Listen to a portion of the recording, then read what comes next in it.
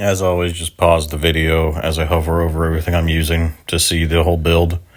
This is basically the same Amon build I had for Ordinance. I just made one change, which is I realized in my skill tree, I don't know why I wasn't going Wrath of Nature, all 5 points, as you'll see in the blue tree. I was going Age of Ice for 3 at the bottom, for a little bit more cryo and damage on cryoed enemies and boss enemies, but then I realized, wait, status effect application chains affects Tail of the Comet too. So what am I doing? Because that's a huge chunk of my damage. And then it also affects how much freeze will activate on enemies for Age of Ice to do damage in the first place. And for all other statuses that also do damage over time stacking. So I'm like, no, I don't know why I was doing that. Also, it affects obviously my ammo replenishing, but I had enough anyway. But it affects my shield replenishing even more. So I'm like, oh, well, yeah, that's a no-brainer now. I don't know why I did that before. So we now have all 5 points in Wrath of Nature at the top of our blue tree. And we just go 2 points in Age of Ice because we just did that as a final thing because everything else I felt like was more important than maxing Age of Ice. So yeah, I feel like this is perfect skill trees now for this kind of build. Anyway, I'll show the combat soon after I'm done showing this build in a few minutes. But just when you see it, I deliberately handicap myself. I wanted to show off this build without even using my rocket launcher at all. Because the thing is, this build is centered around having infinite ordnance, infinite heavy weapon ordnance to have an infinite rocket launcher. But it's also synergized around having infinite uptime on Scourge. And because of all the different buffs, we also buff, like everything ordnance also buffs the Forge Wave damage from Scourge and the pulse damage, our taunt pulsing from it. And then, so we also went with I Am a Gun and specialization. So that way, gun damage is basically double dipping into our action skill damage since it gets boosted by action skill as well as ordnance. And the result is, as you'll see, is like, I mean, it's not like our Forge Waves are doing crazy damage with no Vengeance meter, but they do enough, though. And when I do have my Vengeance meter, they actually do a lot of damage. But even when I'm just spamming them, they actually combine, especially because my pulse now still does decent damage to fodder enemies over time, and it alone will kill fodder enemies sometimes without me even paying attention to them. So it's really the combination of having infinite Scourge uptime with infinite pulse with infinite Forge Waves that allows me to still do decent mobbing damage. Like, I clear mobbing almost as fast as if I were to use my Ordnance Launcher. You'll see in the final video when I fight one of the Ripper Wave boss encounters, I deliberately did not use my Ordnance Launcher for the first part, but then when I activate it again, then I use it with my Forge Wave. Because how this build operates is I have Go-Go Gadget on my Rep Kit, because whenever I activate my Rep Kit to maintain Scourge, it puts my Ordnance on cooldown. But then I put Go-Go Gadget on my Rep Kit so that it reduces the cooldown every time I use it, so I'm able to always activate my Ordnance again and just maintain infinite ammo with it while I'm shooting it. And for bosses, it's completely the best option. As you'll see, I fight Big Encore Origo here. And again, I decided to fight him without using my rocket launcher at all. I just used my guns and my Forge Waves and my taunt. And I still killed him in about 2 minutes on UVH5, which, if you don't know, I mean, he is one of the tankiest bosses in the game. Like, Origo, a Big Encore Vault boss is one of the tankiest bosses in the whole game. So to kill him in 2 minutes on this build using Forge Waves, and it's not even spec'd for, like, it's made to be a tanky Ordnance build, and I don't use my Ordnance at all, and I still kill him in about 2 minutes, I'd say that's pretty impressive. Now then I switched to my Ordnance, and I killed him in like 20 to 30 seconds, I think. So I show the second time I kill him with my Ordnance, you'll see, after I do these waves of the vault, just to show you the difference, but also to show you, yeah, like, this build is just so OP because it's good with everything. I just want to show off how, like, you don't even need your rocket launcher. You don't even need Scourge. That's also what I love about it. Like, if you ever caught with Scourge on cooldown, well, what does that mean? That just means you can use your rocket launcher forever, because then you're not having to use your Rep Kit to maintain Scourge. So you can actually just keep using your rocket launcher the entire time. And it also is recovering your shield still, even without Scourge, because of the percentage-based healing it does from the cryo bonus it still gives you. So without Scourge, you still do crap loads of damage and are pretty much invincible because of how. Then you're just only using your rocket launcher. With Scourge, then you're like the tankiest. This is the tankiest character in the game, I'd say, because Infinite Scourge is just infinite invulnerability. It literally gives you complete damage immunity. It's also like when it says it reduces damage by 60% though when your vengeance meter is filled. It actually means 60% when I tested it. A lot of stuff in this game that claims to reduce your damage taken is not the percentage. It's always less than what it tells you. Like a 25% damage reduction class mod actually equates to like 13% when I checked it out. But Scourge actually does give you a giant 60% damage reduction from everything. When your vengeance meter is filled, that's actually when it's weaker for tanking you. But obviously, if your vengeance meter is not filled, which is most of the time on my build, then you just have flat out damage invincibility. So it's just absolutely busted for tanking. And then I just go a super tank on this guy. I still have percentage based shield regen. So then all the status effects I'm inflicting with a huge chance to activate it, with Wrath of Nature getting doubled with action skill active, which is all the time on this build. My shield is also regenerating at an insane rate constantly too. So it's just, you basically kind of get the bonus from Onslaughter without having Onslaughter by having giant shield regen, but also have the Scourge invincibility. Like it is just beyond tanking, like beyond a tank. And you support your team with the taunt. That's why I use the taunt, because I felt like that's perfect on it. I slowly whittle the entire field down. It really helps my tanking further because it just activates statuses on wide groups of enemies I'm not even targeting. And then it restores team health, debuffs enemies too, does decent damage over time constantly, and draws aggro, which I want too, because then I'm actually tanking. I'm actually taking damage off the team for myself whenever co-op is viable, because right now it's just not viable, if it ever is viable. Co-op sucks in this game, if I'm being honest, because it's just, there's many reasons to it. One is the giant amount of lag, and I've asked around and I've confirmed it's not me. It's like, it is definitely their stupid game, because like I am always having issues with glitches and lag whenever I'm not the host. So that's one annoying thing. The other annoying thing is that the game is just too easy right now. And I'm not a fan of big challenges. I don't want like Dark Souls or bosses with stupid instant wipe mechanics, even though I fear that's going to come as a result of us complaining about it being too easy, because they never balance it really. But still, I have to admit, it's just way too easy, especially in co-op, because nothing gets harder in co-op. There aren't more enemies in co-op. They don't have more health. Even the bosses I've noticed have more health, but still not that much. So everything just becomes even easier with teammates, as if it wasn't easy solo already when you have a good build. And then there's tons of modders too. There's tons of just outright cheaters in this game all over the place that come in and are sprinting, miles in the sky, like running around like Usain Bolt everywhere, and then one-shotting everything without even having to build to do it, because they just have a gun that just one-shots anything they shoot, period. And yeah, the combination of all three of those factors just make it insanely boring and annoying trying to play co-op in this game. So, at least matchmaking co-op. So we'll have to just wait and see when they add the raids and stuff like that.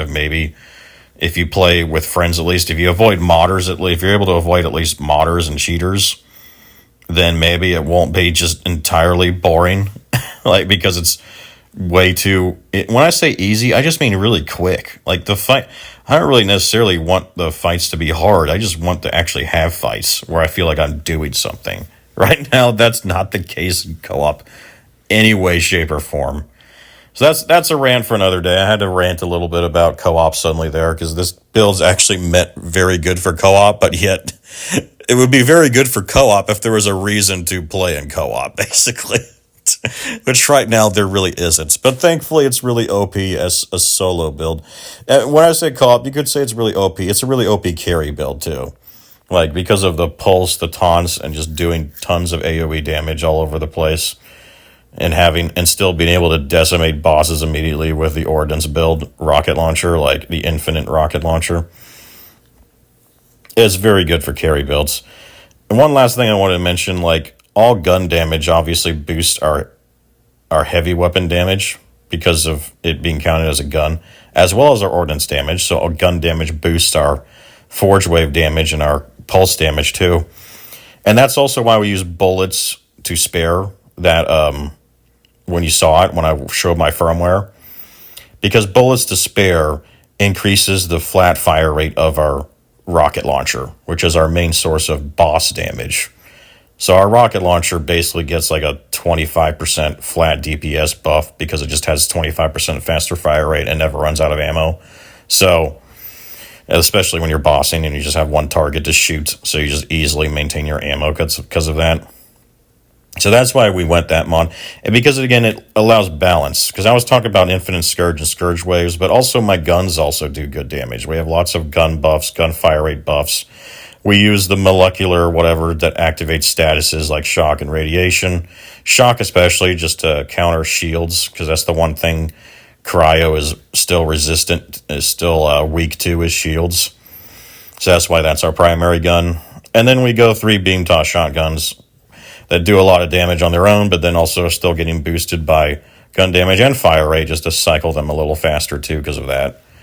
And that combination, like, we got 3 beam toss shotguns, we got a good DPS primary gun that does shock that we need, and we have lots of gunfire rate and gun damage buffs, and which also buffs our heavy weapon ordnance. The bullets to spare helps our main guns too, but then we also have a lot of ordnance damage and action skill damage that further buffs our pulsing damage and our forge wave damage, so we can actually use those constantly too, and we have infinite uptime on Scourge, so we don't have to ever worry about losing it. So again, I've said it before, I love this build.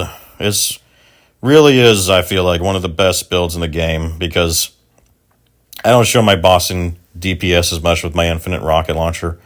But yeah, I mean, you can kill second phase Timekeeper with the infinite rocket launcher I use in 15 seconds, 15 to 20 seconds. And he's the tankiest boss in the game. I think it takes me a little longer with Origo, but that's just because he's an annoying flying boss. And a big Encore Origo has more health, so he usually can get up flying before... Like, if I fight regular Origo, I can usually kill him before he even starts flying. But big Encore's just too tanky, so I have to endure him flying some, which makes the fight last longer because of that. And yeah, there's other builds out there that can kill, that do enough DPS where they can kill him in a few seconds as well before he takes off the ground. But again, like, the reason I think this is one of the best builds in the game is because I still am able to kill almost every boss in just a few seconds like they do too. But then I'm also able to mob extremely well, and I'm also an insane... I'm literally the tankiest character in the game. One of the tankiest builds in the whole game too, on top of it. And I'm also one of the best co-op builds in the game. So it's just one of the best co-op and solo builds. So for all content that you can face in this game. So yeah, that's what I'm saying. Like, this Amon, he really does have an S-tier build, is all I'll say.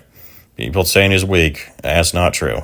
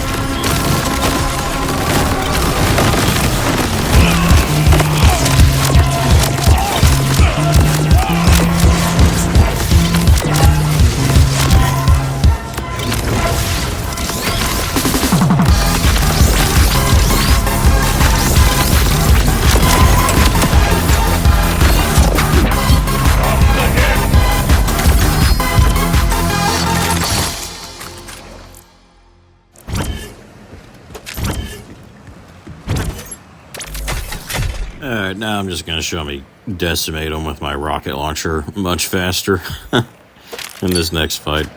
And the next video, when I do Ripper Wave bosses after this, you'll see me... I think I use the rocket launcher just when the bosses come out and just completely destroy them. Well, I just use my Forge Waves for the most part and only them before that for the mobbing. But then in the second fight, I do the encore twice, and you'll see in the second one, the last fight of this game is when I just fight like I normally would, which is, I use my rocket launcher for mobbing too, and I rely on Go-Go Gadget to let it come back quicker. But then, my guns and my Forge Waves, still doing decent damage too on their own, I use them in those few seconds you'll see at the last fight of this game. Whenever my rocket launcher has a few seconds, it only ever has a few seconds to return to me when I'm using grab kits to get my Scourge back up, the uptime back up. There's moments where it like has maybe a 3 or 4 seconds, maybe 5-second at most cooldown on it.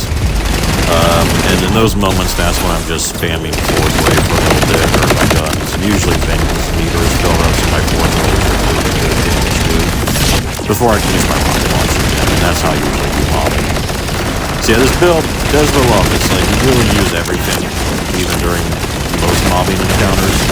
But my point is like, even though the rocket launcher helps more with mobbing too, like, we get so many bonuses now in Forge Waves and pulses and gun damage. They can really use everything though, for the most part, if you feel like it, which is exactly what I wanted. I didn't want just a pure Ordinance Amon. It's boring, and it's not as good of a build in my view.